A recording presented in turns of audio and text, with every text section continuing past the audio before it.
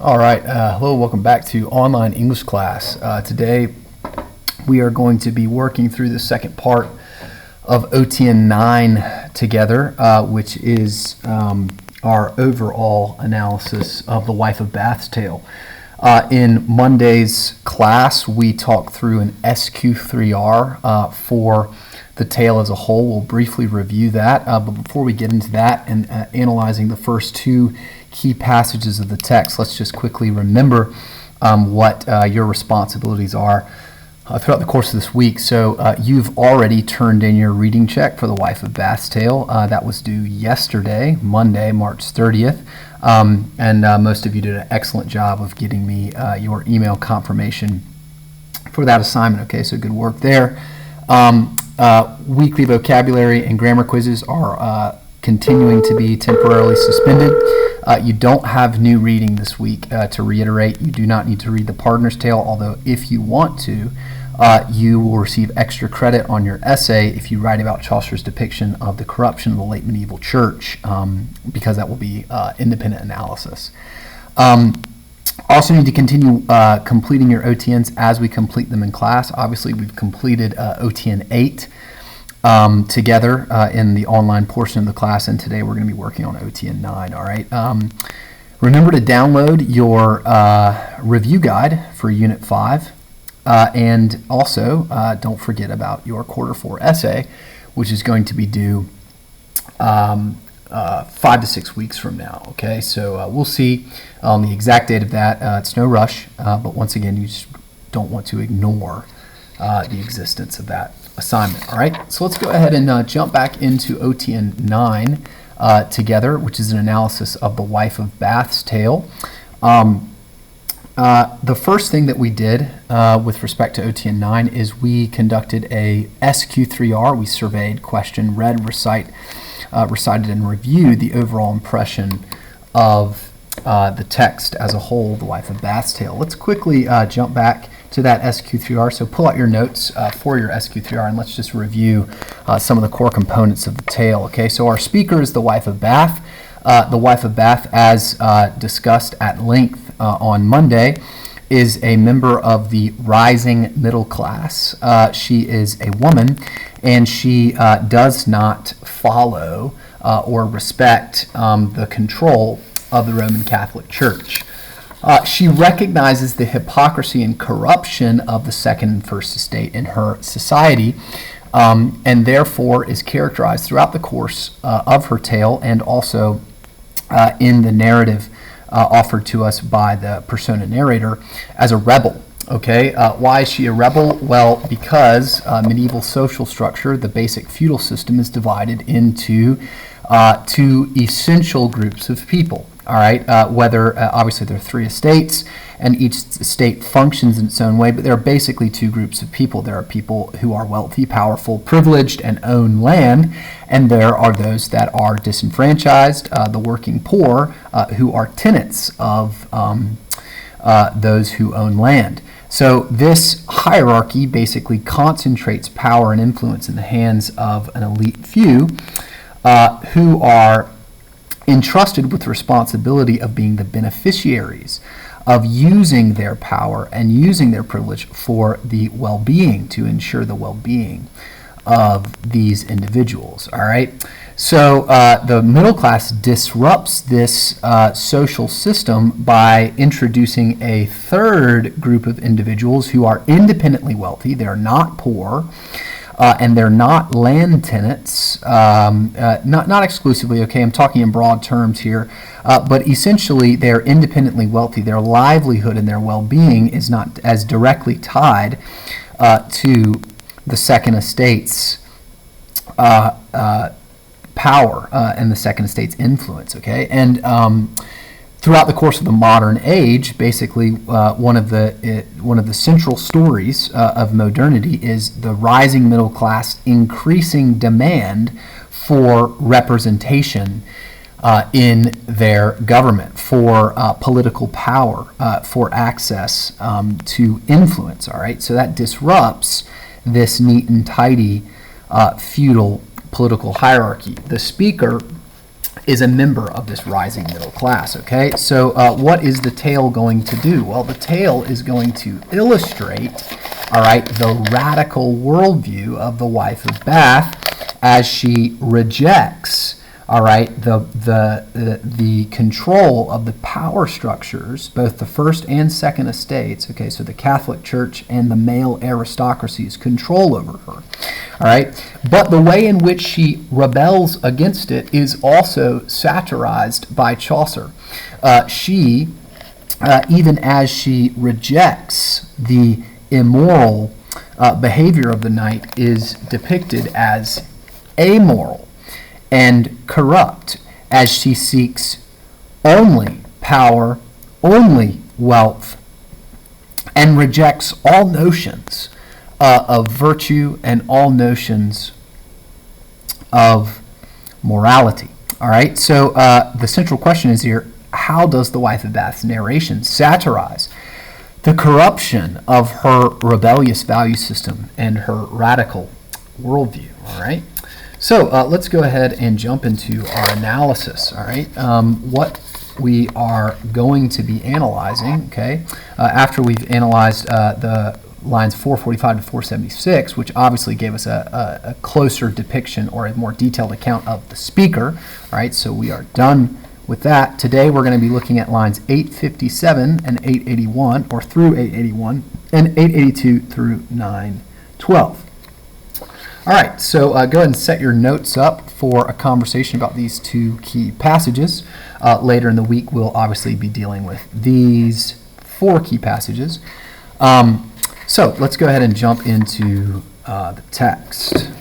All right, so the Wife of Bath's Tale begins on page 341 of Sheila Fisher's modernized version of the Tales. Okay, so let's go ahead and read through the first key passage, which is lines 857, that's the beginning of the Wife of Bath's Tale, through 881. All right?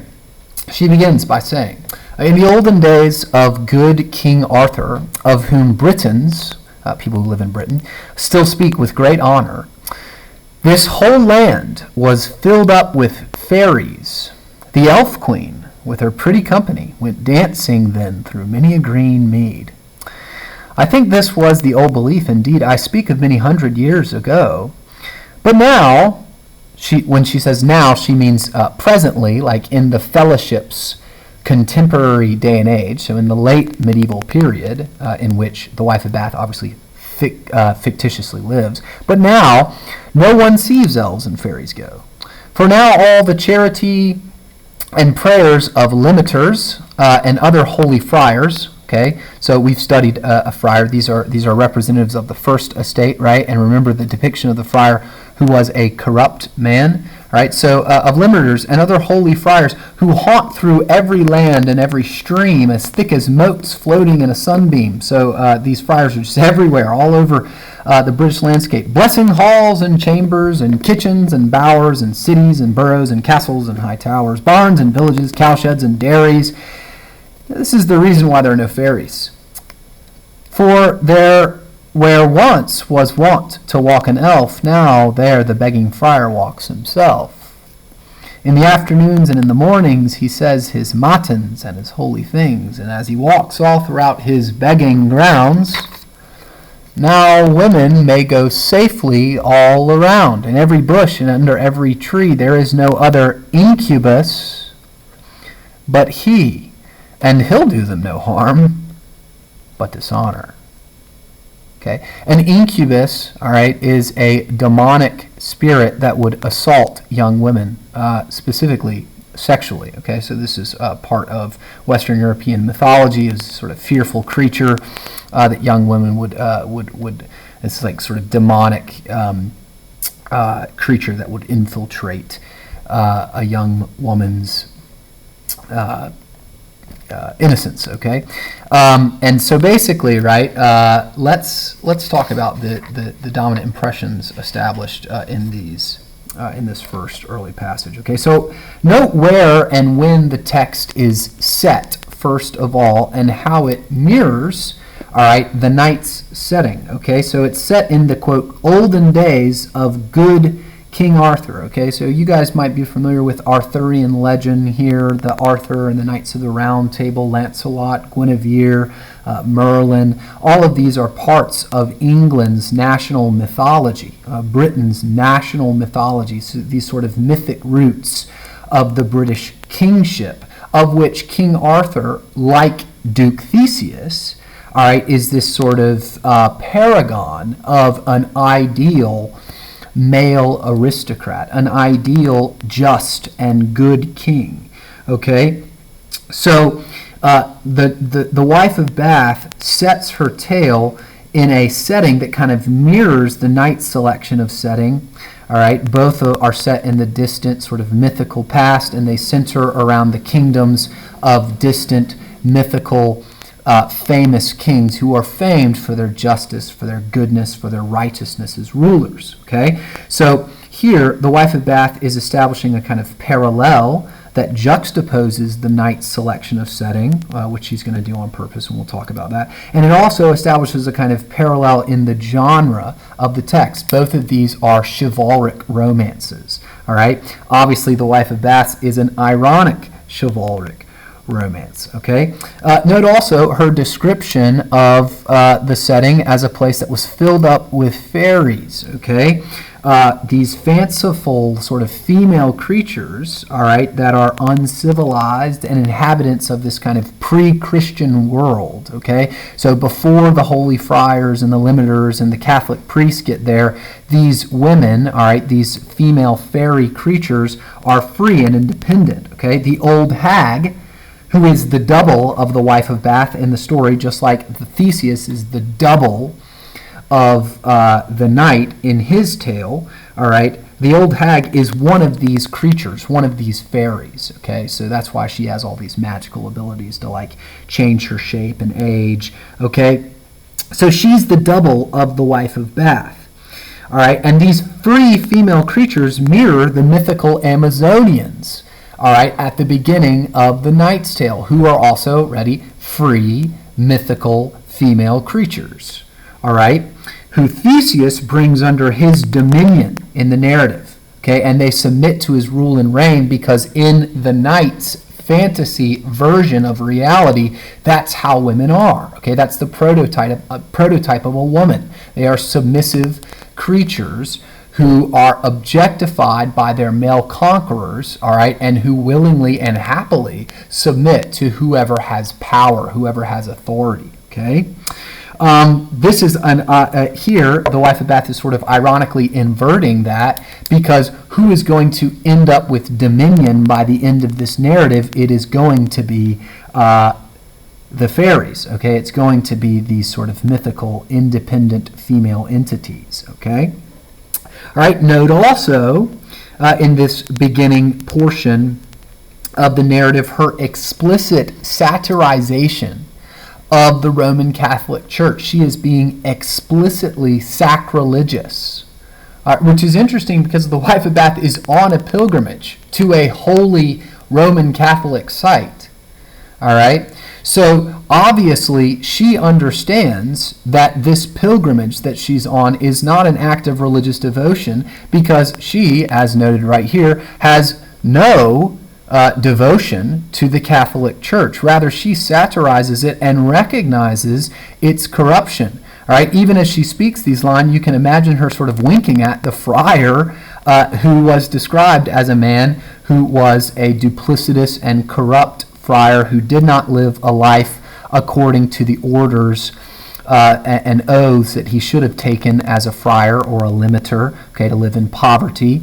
But rather that friar depicted in the general prologue pursues wealth, and also it is implied that he has illicit relationships with women. Okay, so she satirizes the ways in which these limiters and holy friars are the reason why the fairies and the elves, these free female entities, are no longer in Britain. Okay, so symbolically, in other words, the First Estate or the Roman Catholic Church is depicted as something that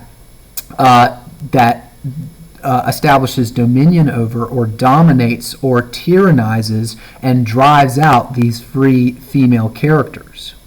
All right, these free female entities. Okay, Now, to add to the irony, to add to the satirization, all right, she concludes in the beginning of this that nowadays in England, all right, ever since all the elves and fairies and other evil demonic spirits like the incubus have been driven out by the Holy Friar, the young women they can go safely all around, all right, because they have no other incubus, no other evil male spirit that would threaten their chastity, threaten their virginity, other than who?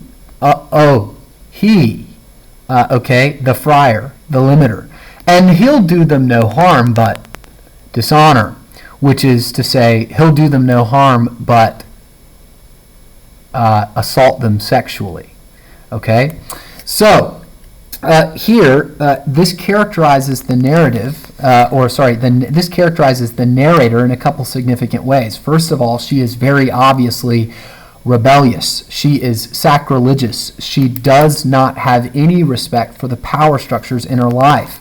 Already, she is sort of subtly introducing the fact that she's going to be satirizing the knight's tale by mimicking his genre and then flipping it on its head, all right, which we're going to see throughout the course of the tale, and also by satirizing and pointing out the corruption of the first estate. In other words, the power structures that the wife of Bath is meant to, as a good Christian woman, submit to, all right, she clearly has no respect for, and she clearly and explicitly, openly, proudly even, right, mocks them, all right, in a tone that is ironic, in a tone that is satirical. Okay, let's go ahead and look at our next key passage, lines 882 through 912. Okay, let me read these for us. So it happened that this good King Arthur once had a lusty knight, a bachelor, who one day came riding from the river, and it chanced that, as he was born alone, which just means when he was alone, he saw a maiden walking on her own. From which maid then, no matter what she said, no matter how much she asked him not to or told him no, by very force he took her maidenhead. In other words, he raped her. This oppressive violence caused such a clamor and such a suit for justice to King Arthur that soon this knight was sentenced to be dead by the course of law and should have lost his head. By chance, that was the law back long ago. Except, okay, so he was going to be killed, he was going to be executed, except the Queen Guinevere, and other ladies of the court also, so long had them prayed to the king for grace. So weirdly, or at least seemingly strangely, these women in the narrative are praying for grace for this rapist, okay? Please don't kill him, all right, as if he does not deserve the death penalty for his actions. Okay? Till he had granted his life in that place and gave him to the queen to do her will, to choose whether she would him save or kill. Okay, so Arthur here has given his legal authority, his authority as judge and jury and executioner in the kingdom to who? Well, his wife. That's interesting. The queen then thanked the king with all her might, and after this, thus spoke she to the knight. When on a day she saw that it was time, you stand, she said, in this state for your crime, that of your life you've no security. I grant you life if you can tell me what thing it is that women most desire. Keep your neck bone from the axe now, sire, and if at once the answer you don't know, still I will give you leave so you can go. A 12-month and a day, so a year and a day you've got to figure out what it is that women most desire, to search and learn sufficient answer before you return. Before you leave, I'll have security that here you'll surrender up your body. Okay? So, A couple things we want to point out about the characters introduced in the tale here. Okay, Arthur is discussed, and then the central male figure of the narrative, the lusty knight, and also the queen. Okay, so first of all, I want you to note some interesting little correlations that the narrator, the wife of Bath, establishes. First of all, there's a correlation, a connection between the good, and this is obviously ironic. All right, the wife of Bath does not believe that there is such a thing as a good male aristocrat. She rebels against all of their authorities because they're not her. Okay, the good King Arthur is a correlation or a relationship is established between this individual and the lusty knight. He is a member of his court. Okay, this parallels the relationship between Theseus and Arcite and Palamon, as the lusty knight is a bachelor. King Arthur is described as a member of the older order. He is an aged, more mature member of the second estate, and the lusty knight is obviously characterized as a younger man. He's an eligible bachelor. He's a young man. He's unmarried. Okay. So there's a parallel relationship here between Theseus and Arcite and Palamon, and also by extension the knight and the knight's heir, the squire, his son, just as there is a correlation between King Arthur and the young knight in his own court, who presumably sits at his round table and is a member of his court and council. All right, so this individual, King Arthur, is obviously responsible for what? His moral development. Now, interestingly, instead of the lusty knight getting a name, all right, instead of the lusty knight getting a name, he is referred to exclusively as his modifier. He is simply lusty. Okay, he's just the lusty knight. He doesn't get a name. He's not an individual entity. He's just a representative of knighthood as a whole. And according to the wife of Bath, right, who listened carefully to the Knight's Tale and understood precisely what the Knight's Tale meant, despite the fact the Knight's Tale missed the meaning completely, right? She recognizes that lusty is the perfect adjective to encapsulate his nature. He, like Arcite, Palamon, Theseus, and by extension the knight and the squire, is not noble, not chivalrous, not respectable, not worthy, not wise, but rather, very simply, lusty, which is to say, incontinent and self-indulgent. A person who uses their power, who uses whatever means necessary in order to satisfy their appetites. He's a lusty knight. Okay? Now, we also need to note the significance of the lusty knight's first action. Okay? So the lusty knight does nothing except this primary first thing, right? Right as soon as we're introduced to him, he does something, okay? He's riding out alone, okay? Now that's an interesting way of narrating that, because he's not alone. There's a woman with him. There's a maiden there. But note the way in which that description simulates the worldview, the perspective of the lusty knight, and of the male aristocrats depicted in the tales up to this point. The maiden is a non-person. She's not actually an individual. She's an object who is acted on according to the lusty knight's appetite. Where did he learn that he gets to act this way? Well, if he were an Athenian, he would have learned it in Theseus's noble theater. Okay, if he was the son of the knight, he would have learned it from his father's example, and by extension, it's implied that the lusty knight learned this from the common standards established by King Arthur, established in this kingdom. He learned it from his culture, that this individual's not a person, and therefore he's alone. And therefore, he is free to act on her however he wants to. Okay? He's alone. All right? He sees this maiden walking on her own, from which made then, no matter what she said. Okay, this implies, this is graphic, this is sad, right? It implies that she's telling this young man, no, no, no. All right, and by force, he takes her maidenhead. He rapes her. Okay.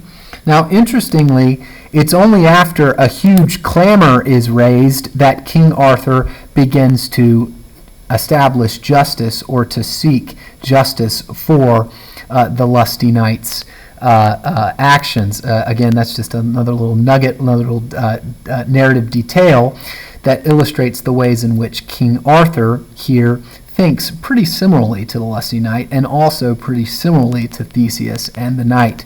It isn't until there is a big uproar, and it isn't until there's a big clamor, all right, that he begins to address the problem and justify it. Okay, so on a literal level, this is obviously a despicable action, right? He's raping a young woman.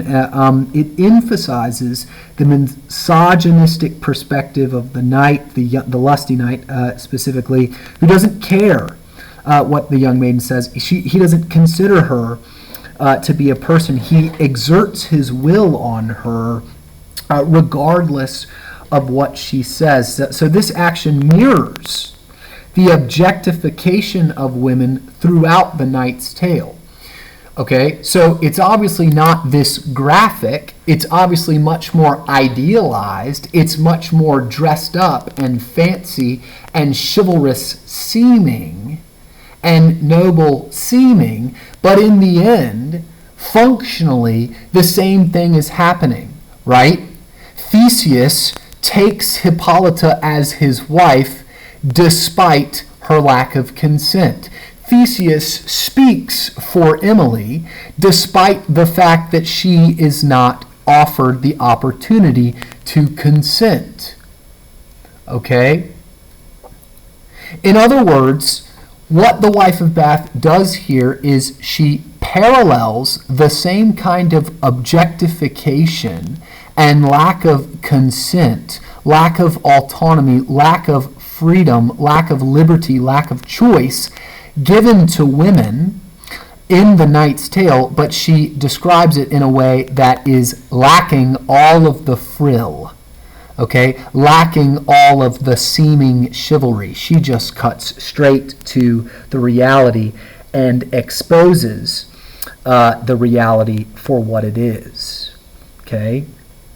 So on a larger level, the raping of the maiden is a depiction of the ways in which the Second Estate and representatives of the Second Estate use their power and exert their authority, okay, in order to exploit and satisfy their appetites at the expense of those who have been entrusted to their care.